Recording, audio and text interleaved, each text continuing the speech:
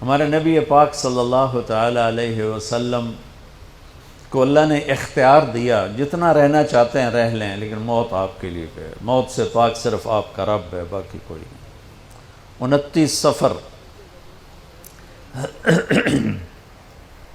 11 ہجری 632 عیسوی آپ کو سر درد عصر کے بعد شروع ہوا۔ آپ ایک جنازے میں تھے جنت البقیع، وہ درد تیز ہو گیا، گھر پہنچتے پہنچتے حضرت عائشہ کی گھر کی باری تھی اور تیز بخار میں تبدیل ہو گئی۔ تو یہ مہینہ 29 کا تھا، 29 دن یہ اور 12 دن اگلے، 13 دن آپ نے بخار اور سر درد میں گزارے، اور اسی بیماری میں جا کے نمازیں پڑھاتے تھے۔ آپ کے جانے میں 5 دن باقی تھے تو آپ کا بخار بہت تیز ہو گیا، تو آپ نے فرمایا کہ مجھے 7 کنوؤں کا پانی لا کر غسل دو۔ تو 7 مشکاں وڈیاں وڈیاں بھر کے لے آندیاں صحابہ نے، الگ الگ کنواں تو حضرت عائشہ کے گھر میں ٹپ نہیں تھا، تو حضرت حفصہ کے گھر سے ٹپ منگوایا گیا۔ آپ تہمت باندھ کے اس میں بیٹھے اور ایک ایک مشک آپ پر ڈالتے گئے تو اس سے پانی سے بخار کا زور ٹوٹ گیا، تو آپ نے پٹی باندھی سر درد کی وجہ سے، اور حضرت علی اور فضل بن عباس رضی اللہ عنہما علیہم السلام ان کے کندھوں پر ہاتھ رکھے ہوئے آپ مسجد میں تشریف لائے۔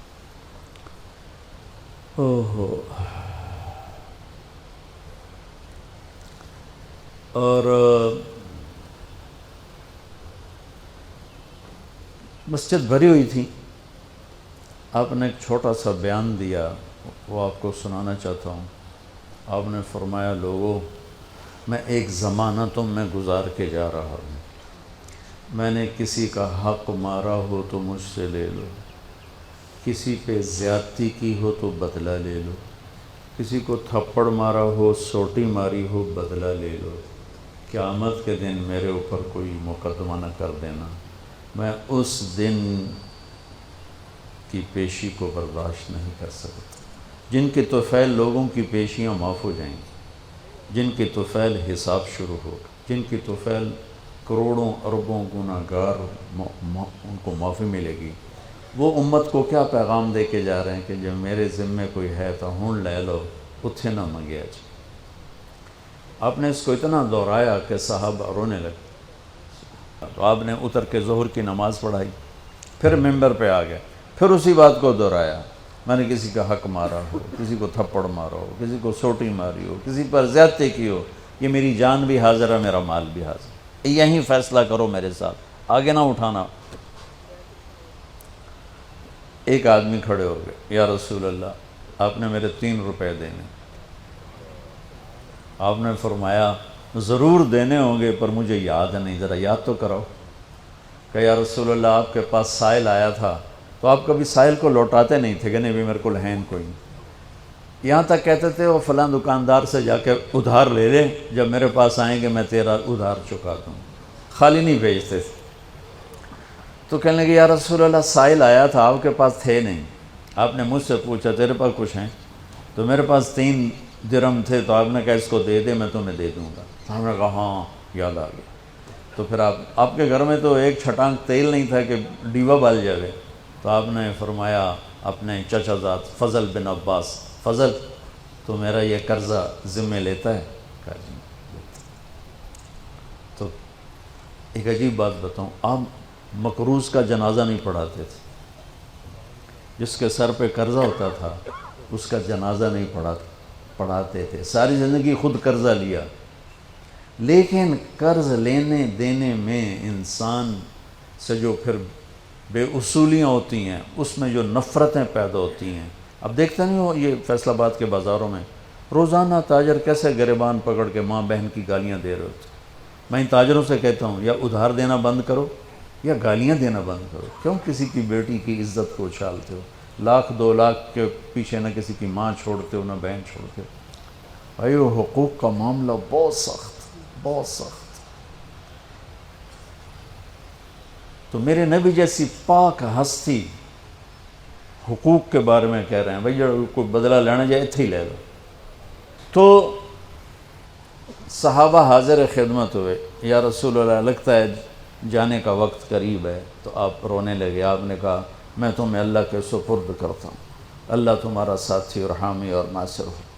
جمعرات کا دن عشاء کی نماز آپ پڑھانے کے لیے اٹھے اور غش آیا اور دوبارہ لیٹ گئے.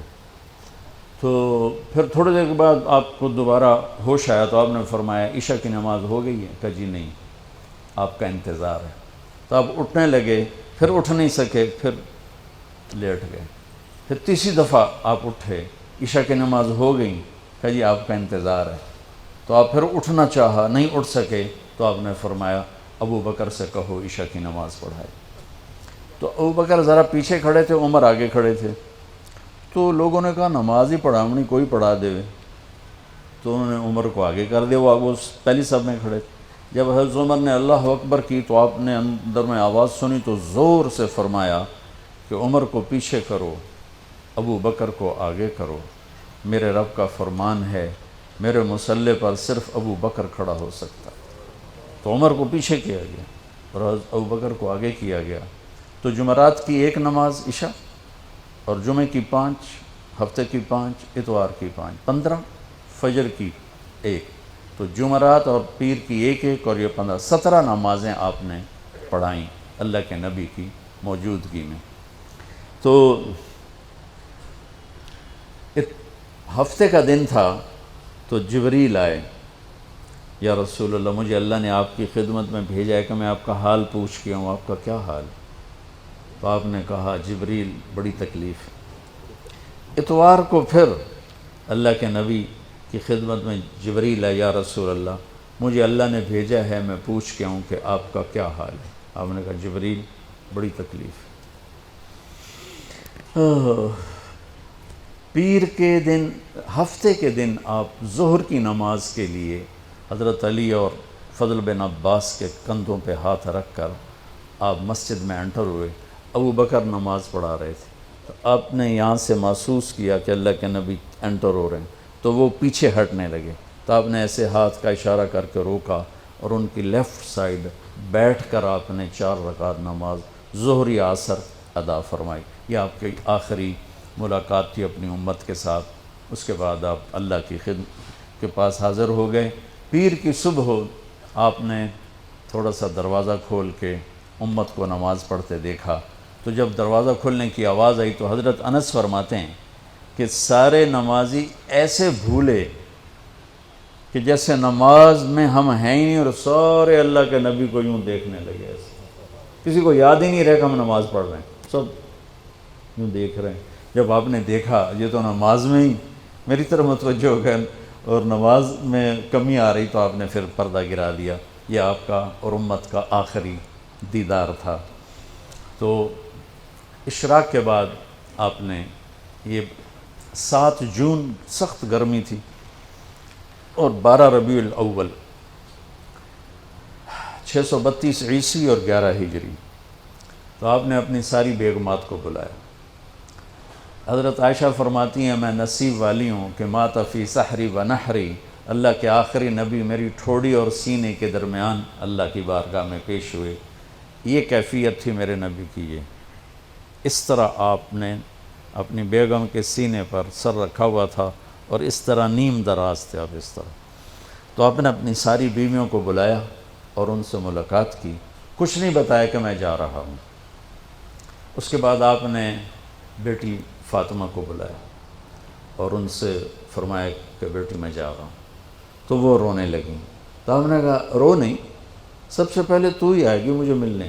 6 مہینے بعد بیٹی کا بھی انتقال ہو گیا. پھر آپ نے مولا علی کو بلایا، ان کا سر اپنی گود میں رکھا اور ان کی کمر پہ ہاتھ پھیرتے رہے اور دعا دیتے رہے. دعا یہ سب کچھ بڑے سکون کے ساتھ ہو. آخر میں دونوں بچوں کو بلایا، حسن حسین. جن میں آپ کی جان اٹکی ہوتی. آپ فرمایا کرتے تھے میری آنکھوں کی ٹھنڈک، میرے 2 پھول، میری دنیا کی بہار، میرے جگر کے ٹکڑے. تو آخر میں دونوں بچے بولائے اور یوں جو لیا نا سینے سے لگا تو ساتھ ہی آنسو شروع ہو. وہ سارا منظر آگے کھل گیا تو بے ساختہ آنسو. ایک دفعہ آپ نے حضرت ام سلمہ سے فرمایا، ام سلمہ آپ کی بیگمات میں سے کہ ایک فرشتہ آ رہا ہے جو آج تک کبھی نہیں آیا، پہلی دفعہ آ رہا ہے مجھ سے ملنے، تم دروازے پہ کھڑی ہو جاؤ، کسی کو اندر نہ آنے دینا. وہ کھڑی ہو گئیں. تھوڑی دیر میں کہیں سے امام حسین آ گئے کھیلتے ہوئے. وہ اندر جانے لگے، انہوں نے روک لیا. روکا تو وہ رونے لگے، روئے تو انہوں نے چھوڑ دیا. تھوڑی دیر کے بعد اندر سے زور زور سے رونے کی آواز آئی اللہ کے نبی کی، تڑپ تڑپ کے رونے کی آواز. اندر گئے تو کیا دیکھا کہ آپ نے حسین کو یوں سینے سے لگایا ہوا تھا زور سے، اور یہ آپ کی کیفیت تھی، ہل ہل کے رو رہے اس طرح. پوری باڈی آپ کی غم کی وجہ سے ایسے کانپ رہی، شیورنگ تھی ایسے. تو حضرت ام سلمہ نے پوچھا یا رسول اللہ میرے ماں باپ قربان، کیوں رو رہے ہیں، کیا ہوا؟ کہا یہ فرشتہ میرے پاس کھڑا ہے، مجھے کہہ رہا ہے آپ کو اس سے بہت پیار ہے. میں کہہ رہا ہوں ہاں. مجھے کہہ رہا ہے آپ کی امت ہی اس کو ذبح کر دے گی، اور مجھے وہ مٹی دکھائی ہے جس میں اس کا خون گرے گا. تو وہ ان دونوں کو گلے سے جو لگایا نا تو بے ساختہ آنسو. پھر ان کو بھی رخصت فرما دی. بس ان کے جانے کے تھوڑی دیر بعد جبریل آ گئے، آ کے کھڑے ہو گئے. آپ نے فرمایا کیا بات؟ کہنے لگے جی باہر ملک الموت کھڑا ہے، اندر آنے کی اجازت چاہتا. آپ نے کہا آ جائے. اس نے اندر آ کر کہا السلام علیکہ یا رسول اللہ. پھر کہنے لگا یا رسول اللہ آپ پہلی ہستی ہیں جنہیں میں سلام کر رہا ہوں، میں نے کبھی کسی کو سلام نہیں کیا. پھر کہنے لگا یا رسول اللہ آپ پہلی ہستی ہیں جن کے بارے میں اللہ نے فرمایا پوچھ کے اندر جائیں، ایویں نہ وڑ جائیں، اجازت ملے تو جانا ورنہ واپس آ جانا. یا رسول اللہ آپ پہلی ہستی ہیں اللہ نے فرمایا آنا چاہیں تو لے آنا. ہو کیا دربار ہے، کیا مقام ہے. موت بھی اجازت منگتی پہ، اور رہنا چاہیں تو چھوڑ کے آ جانا. عیش معاشیت میرے محبوب آپ جتنا زندہ رہنا چاہتے ہیں آپ کو اجازت. توڑے واسطے 63 سال کی کوئی قید کوئی نہیں، توڑی اپنی مرضی. تو آپ نے پوچھا اگر میں تمہیں اجازت دے دوں تو میری جان بھی نکالو گی؟ کہ جی رسول یہ تو اللہ کا امر ہے، میری کیڑی اوقات. تو آپ نے جبریل کو دیکھا. اب ذرا میری آنکھوں کو دیکھو. تو آپ نے یوں کیا. یہ بھی سوال ہوتا کی صلاح ہے؟ تو بجائے منہ کے آدمی نہیں پوچھتا، یہاں سے سوال کرتا. آنکھیں بھی بہت کچھ کہہ دیتی ہیں، بہت کچھ سنا دیتی ہیں. تو آپ نے یوں کیا. تو وہ سمجھ گئے کہ اللہ کے نبی کہہ رہے ہیں تیری کی صلاح ہے. تو انہوں نے عرض کہ ان ربک الیک لمشتاق. یا رسول اللہ آپ کی ملاقات کے شوق میں بیٹھے، بڑے شوق میں ہیں اللہ آپ کی ملاقات. بھائیو مانگا کرو یا اللہ وہ موت دے کہ تو ہماری ملاقات کے شوق میں ہو، ہمیں مردود نہ کر دے بلکہ ہمارے لیے اپنی رضا کے دروازے کھول دے. اب سنو ایک بات. آپ نے فرمایا جبریل واپس جاؤ، اللہ سے پوچھ کے آؤ میرے بعد میری امت کے ساتھ کیا کر. حسن حسین کو دیکھ لیا ہے کیا ہونے والا ہے، ان کے لیے کچھ بھی نہیں مانگا، ان کو قربانی بنا دیا، اپنی اولاد کو قربانی بنا دیا، ان کو ذبح ہونے کے لیے چھوڑ دیا.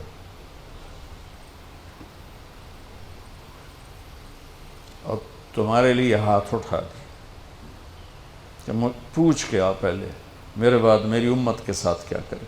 سن لو میری بات، میرے رب کی قسم، عزت و جلال کبریائی کی قسم، اگر میرے نبی یہ بات نہ اٹھاتے تو آج ہم باندر اور خنزیر اور کتے ہوتے، انسان کوئی نہ ہوتے.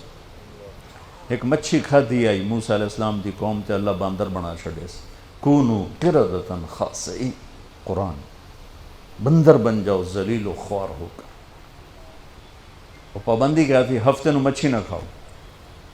سود کے کاروبار کرنا، سودی قرضے دینا، ماں باپ کی نافرمانی کرنا، شراب کے اڈے چلانا، زنا کے اڈے چلانا، جھوٹے مقدمے کرانا، جھوٹی گواہیاں دینا، ناجائز قتل کرنا، یہ وہ گناہ ہے کہ ہم کب کے کتے بلے بن چکے ہوتے. یہ تو اس کملی والے کو دعا دو جو اولاد کو چھوڑ دیا تقدیر پر اور تمہارے لیے جولی پھیلا دی. کیا کرو گے میری امت کے ساتھ؟ جبریل واپس آئے، پیغام لائے، یا رسول اللہ، اللہ فرما رہے ہیں ہم آپ کی امت کو تنہا نہیں چھوڑیں گے. آپ نے کہا الآن قرۃ عینی، واہ یا رسول اللہ قربان جائے. آپ نے کہا اب میری آنکھیں ٹھنڈی ہیں. اللہم الرفیق الاعلی، یا اللہ ہوں بلا میں آمن تیار. وہ جو چند لمحے تھے اس میں پھر آپ نے امت کو وصیت فرمائی، الصلاۃ، میری امت نماز نہ چھوڑنا. 90% لوگ نماز چھوڑ گئے. وما ملکت ایمانکم، اپنے نوکر، ملازم، غریب ان پہ ترس کھانا، فرعون نہ بننا. حقوق اللہ، حقوق العباد. حقوق اللہ میں نماز سب سے اعلیٰ، حقوق العباد میں غریب سب سے اعلیٰ. تو ان کو سمیٹ کر پورا دین بتا دیا. الصلاۃ، میری امت نماز نہ چھوڑی. وما ملکت ایمانکم، اپنے نوکر چاکر، نوکرانیاں، غریب لوگ ان پہ رحم کرنا. انہی دو باتوں کو اب دہرا رہے تھے. پھر آواز کمزور ہوئی تو کہا الصلاۃ، الصلاۃ، الصلاۃ، نماز، نماز. پھر آخری لفظ سے اللہم الرفیق الاعلی، مولا تیرا ساتھ چاہتا، اور اللہ کا امر پورا ہو گیا.